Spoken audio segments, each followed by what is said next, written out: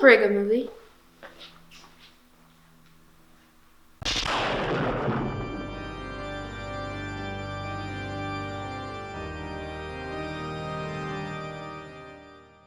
Out of all the new horror movies coming out in 2020, Gretel and Hansel was one I was particularly interested in for a couple of reasons. My grandparents were very attached to their European roots, so I remember as a small child that they would actually read me the tale of Hansel and Gretel, which in German actually means little brother and little sister. So I was already very familiar with this tale. Another reason I was so excited for this movie was because of the director. Oz Perkins, for those of you who don't know, is the son of the legendary Anthony Perkins, who just happened to play my favorite movie character of all time, Norman Bates. And so he definitely had some familial connections, and before this, he released two decent movies, The Black Coat's Daughter and I Am the Pretty Thing That Lives in the House. But Gretel and Hansel, we're here to talk about that, and I'll let you give your thoughts, but I'll just say this. I think I might be the only person on the face of the planet who actually really liked this movie because even the scariest thing about this movie is the Rotten Tomatoes audience score, because I kid you not, the last time I looked, the audience score for this movie was at like 15%. People are hating on this movie. And, I've already gushed about how much I liked it, and of course I'll go into more detail why, but Kim, what are your initial thoughts on Gretel and Hansel? My initial thoughts so it's complicated. It is. It's a little complicated because it was like there's some points in the movie that I felt like I was trying to stay awake because it was just very slow. Mm-hmm. But other parts, it did really pique my interest. Mm-hmm. Like later on when we discuss a little bit more into it, Mm-hmm. I can explain what parts that would pique my interest. But there's just like those points that did pique my interest. They kept me going. But then there's just other parts that I feel like. But overall, I mean, say it was a decent film compared to the other films we've seen in 2020 so far. Yeah, because we've been bombarded with such shit this year. We sat through The Grudge reboot and The Turning. Both were horrible movies. So at this point, watching Gretel and Hansel, a movie that tried to be, different, it was like drinking a cold glass of water after a very long drought, because this movie was stylistically unique. Mm-hmm. It had its own unique style. The director had his own vision. And, it's funny you were telling me that you were trying to stay awake during this movie, because I kid you not, the guy behind me was literally snoring. He was snoring throughout most of the movie. And I mean, okay, I've taken naps at movies before, but I don't snore. So that kind of took me out of the movie a little bit, but thankfully I was still able to focus for the most part. Yeah, I mean, I said I was falling asleep, but I didn't actually fall asleep. So at least we can say that much. So we're going to get into some spoilers for this movie. Some sequences that stood out to us, we're going to go into those. But right off the bat, I have to say, Oz Perkins is an interesting artist. He definitely has his own style. Even in his two previous movies, his cinematography was very symmetrical. Like, objects or people would often be in the center of the frame. And I would say 80% of the movie was like that. Like, Sophia Lillis would often be right in the middle of the frame. And I did chuckle a little bit because there was an SNL skit called What If Wes Anderson Made a Horror Movie? And it reminded me of this because much of this movie is just perfectly symmetrical, and that's Wes Anderson's style. But I just thought it was a very visually captivating movie. Just often scenes would be drowned in that warm autumn sunlight. Like, they'd be very orange or often very blue. I dug the hell out of the visual style of this movie. What did you think? I like the visual style. Like, you had the one scene where Gretel puts Hansel out into basically tells him to leave, and then you see all the orange like glow coming from the forest. I thought that was pretty unique. It kind of reminds me of like the fairy tale where it's like you got the oven and the witch is about to throw the kids into the oven. Those classical fairy tale elements, and we'll get into the production design of this movie, but I swear, this is pretty much what I imagined the original Hansel and Gretel fairy tale to look like, because many of the original Grimm fairy tales were just that. They were very grim. and they're very dark. They had dark themes. The whole idea of Hansel and Gretel was to show children that the world isn't always a pleasant place. You have to be intelligent, you have to use your smarts, and even if you think you're in a good situation, it may turn out to be not so good, which I thought this movie captured very well. I agree. I definitely agree on that. Before we go into some sequences that stood out, I'll just say that I was fine with the casting for the most part. Except for, oddly enough, Sophia Lillis. Like, she was fine, and she did a, serviceable job, but it was very weird because many of the actors in this movie have thick accents, and she talked like a regular Valley schoolgirl. Like, she had this American accent throughout the whole thing, and I don't know. I'm not going to say she was miscast because I thought she was fine, but Looks and appearance-wise, yes. But I get what you meant, where it just kind of came off too.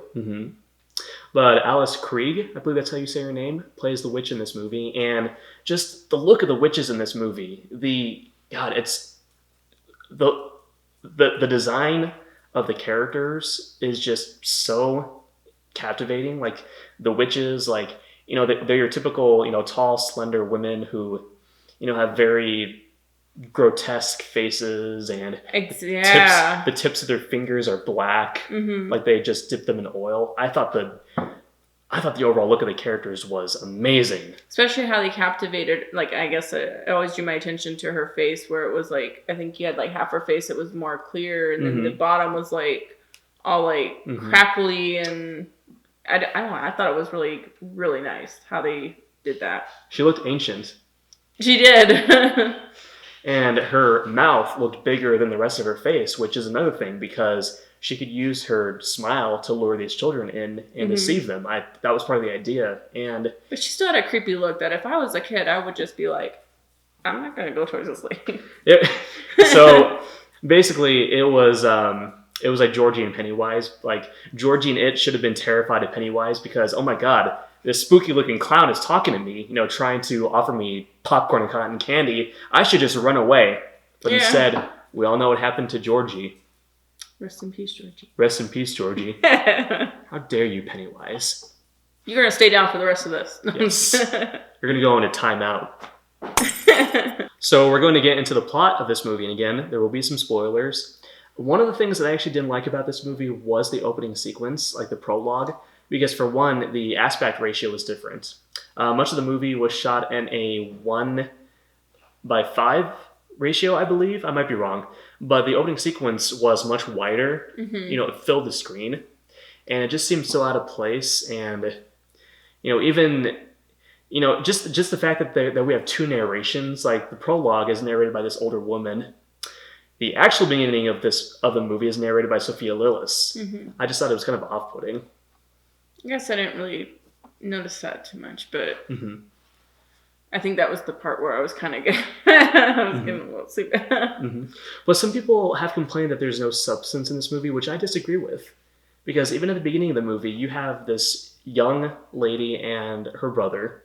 They're both living with their crazed mother. Their mother is trying to get them out of the house to live on their own. Sophia Lillis tries to get a position as a housemaid at this creepy elderly man's house, but just you can tell this man is he's not looking for a housemaid, he's looking for something else. Like having her have a sugar daddy or something. Yeah. But it just establishes that the world is a dangerous place for these children. And people have said this movie doesn't have any substance. I disagree. I think the whole point of the movie was to show Gretel's ascent into womanhood. I can see that, yeah. Just how she starts as this young woman who, doesn't trust the world very much. She's very weary of it. Her and her brother go off into the woods alone. They stumble upon this church where they try to spend the night, but they're chased by this ghoul or phantom. I thought it was a vampire. Yeah, I thought it was like one of the zombies from The Walking Dead. I mean, because you had this room, which was the first thing I pointed out, was like, why would you see? I was like, I'd be a little questioned about what's in this room with an upside down cross in the corner, and you're just like, okay. And that's what made me think it was a vampire too. So. But they're saved by this hunter who puts an arrow through the monster's head, and the hunter pretty much tells them to go live with this family who will provide them shelter and will help them become adults. And he was kind of foreshadowing a little bit too. Yeah. Because he was telling them, if you stay on the path of good and then the path of bad, there was like they would be different outcomes. Where if you were on the path of bad, it wouldn't be good for you because you would die. And for a brief moment, Gretel and Hansel turn into a stoner comedy because, again, they get lost in the woods. They are starving. They stumble upon these mushrooms that look like the mushrooms from Super Mario 64, just brightly red and spotted, and they eat them. And what happens? I am so high. What happens is that they start to hallucinate. I called it. You did. I was sitting there as soon as I see the mushroom, like, don't eat the mushrooms. They're going to start tripping over here. It hard cuts to them giggling and, acting as if they just walked out of a Farley Brothers movie. Like, they just smoked that joint and, they're going to start seeing some weird shit. I was waiting for like the whole room to start spinning, and I was kind of expecting their faces to get all distorted and yeah. Or that sequence in 21 Jump Street where Jonah Hill and Channing Tatum are just hallucinating and they just see the craziest stuff. And I was expecting something overly comical. I mean, it was still funny. Yeah, but their laugh alone was just like, oh my. But eventually, they do stumble upon the witch's house, and just the look of the witch's residence, like the roof, extends like all the way to the ground. It's kind of tilting off to one side. It's not perfectly structured. Yeah. It just has this ominous presence, and again, it just really made me feel like I was, looking at an old picture book. Like these were the original Grimm fairy tale designs. Yeah. No, I agree. And then when they come up to the house and stuff, that's when because at this point they're like starving, I think. So they're looking through this window and then they see the table full of food, which, I mean, I don't know. I mean, I guess if you're really hungry, you're really hungry. You're just going to try and break it and eat it. But I'd be sitting there going, who are you making all this food for? Especially when you go in there and you find out that she was not having any guests over. I'd be a little skeptical. Like, were you expecting us to come? But the witch takes both of the children in, and she immediately takes an interest in Gretel because Gretel has proven herself to be a very strong-willed, individual. And essentially what happens is Gretel becomes more and more uncomfortable with her situation. Like she starts having these horrific dreams. Like one of my favorite scenes in the movie is the scene, or the Gretel's dream where she's alone in this room and she suddenly sees the reflection of all these children. The children start banging on the glass. They start banging on the mirror. Gretel turns. We see the back of this child's head. She touches the child's head and the child's head just falls completely off. Yeah, that was actually pretty neat how they did that scene. But yeah, the witch basically takes Gretel on as an apprentice, shows her, how to develop her powers, trying to, make her something more powerful. It's basically a metaphor for, blossoming into womanhood. What did you think of these, sequences with the kids, at the witch's house? A lot of times I'm sitting there thinking, are they ever going to catch on?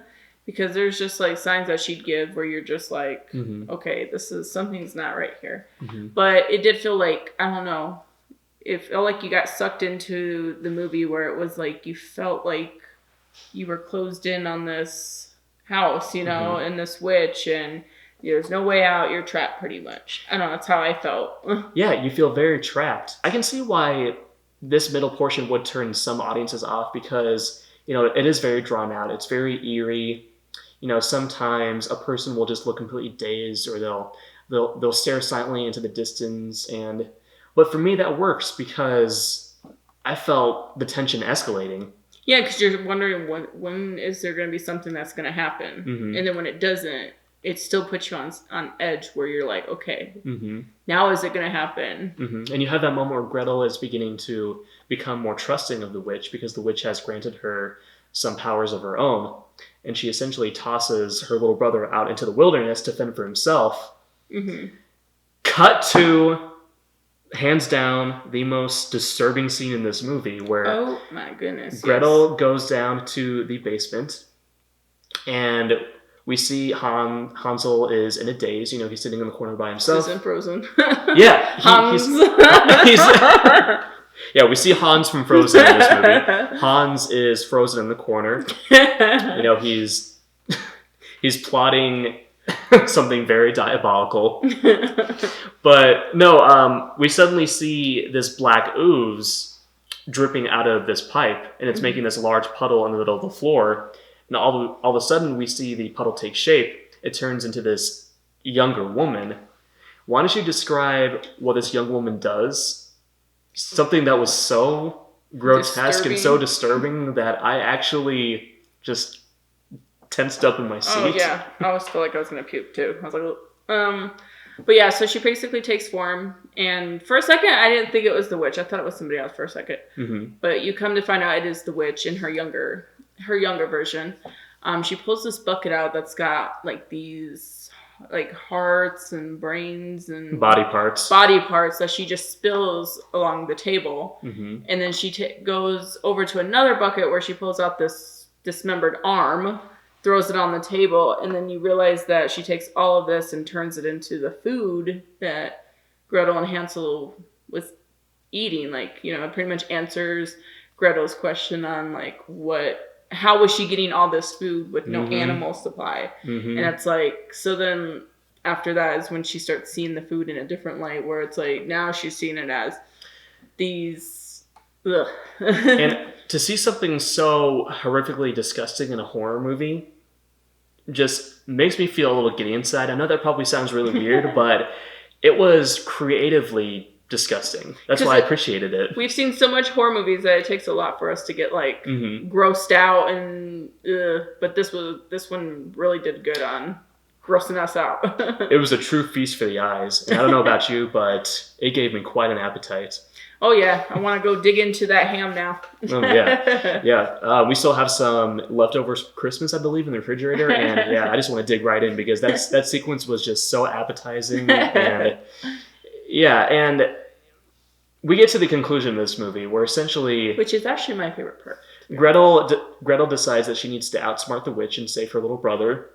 And so at first she tries to poison her with this tea. Of course, that doesn't work. The witch kind of pulls the rug out from under her by saying, "Why are you trying to put me to sleep? All I'm trying to do is make you better." Of course, she basically gets hold of Gretel, holds her hostage down in the basement, ties her to a table, and she's getting ready to lower Hansel into this fiery pit because he is about to enter this metal cage. And Gretel actually defeats the witch by summoning some of her newfound powers. She literally impales the witch with this wooden spike that pins her to the wall, and we see the Grinch. Not the Grinch.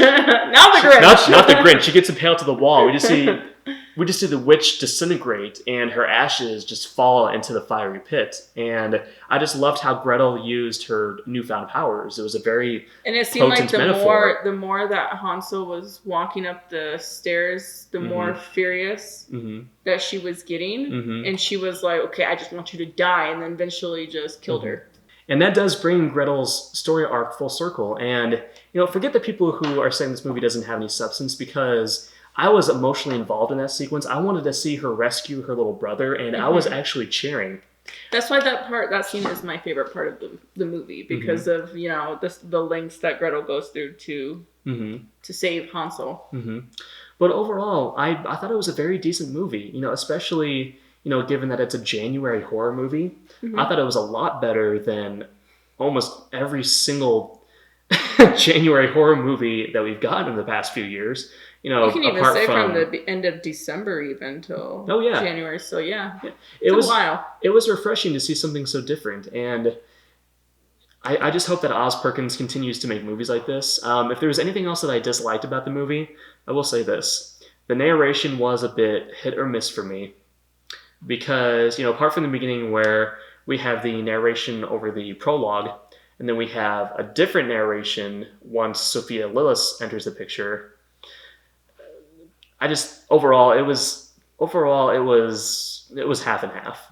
There were times where Sophia Lillis would describe to the audience what she was feeling or what was happening, and that felt like a studio note. Like, the audience may not understand what's happening here. We better have the main character explain what's happening so they don't become too confused. Did you feel that way? I did at times. It got kind of confusing. I think one thing that I would say I disliked would be that some parts being dragged out. Mm-hmm. And it, pretty much kind of, at some points, it kind of got a little boring. So it was kind of like you needed to kind of hurry some of them up. But that's the only thing I had. And that's fair, because Oz Perkins has built up a reputation for himself. His movies are very slow and atmospheric. But just reading some of the audience reviews, I was something much more boring and just uninteresting to watch. But almost from start to finish, I was interested. It certainly held my interest. I thought it was an appropriately grim take on the classic Hansel and Gretel fairy tale. And I would probably watch it again. What about you? I would probably watch it again too. Mm-hmm. I give it an 8. An 8? Yeah, that's fair. I'd probably give it an 8 as well. And like we said earlier, this was just a huge breath of fresh air after seeing crap like The Grudge and The Turning. Things took a turn for the worst when we saw The Turning. And now it took a turn for the best. That was good. I'm certainly going to have a grudge against those two movies. I'm not going to have a grudge against Gretel and Hansel, though. If you are a fan of art house cinema, if you can sit through movies like this with an open mind, realize that it's not for everybody, that it's trying to appeal to a certain audience, then I think you'll have a pretty good time. I agree. But yes, guys, we had a lot of fun talking about this movie. And I also had a lot of fun filming the opening skit with my goddaughter. I thought she did an amazing job. Thank you, Jackie, for putting up with my film making lifestyle. I think she has a lot of fun with it too, though. I think so too. But yes, guys, thank you again for joining us in our discussion of Gretel and Hansel. It was certainly better than Hansel and Gretel Witch Hunters with Jeremy Renner. Did you ever see that movie? I did not see that one. Oh, it's action schlock. It's ridiculous. It's insane. Jeremy Renner and Gemma Arterton, I believe her name is, they play Hansel and Gretel, and I kid you not, it's supposed to take place in, that classic European setting, but they act like modern day action heroes. It's ridiculous. I have my sister.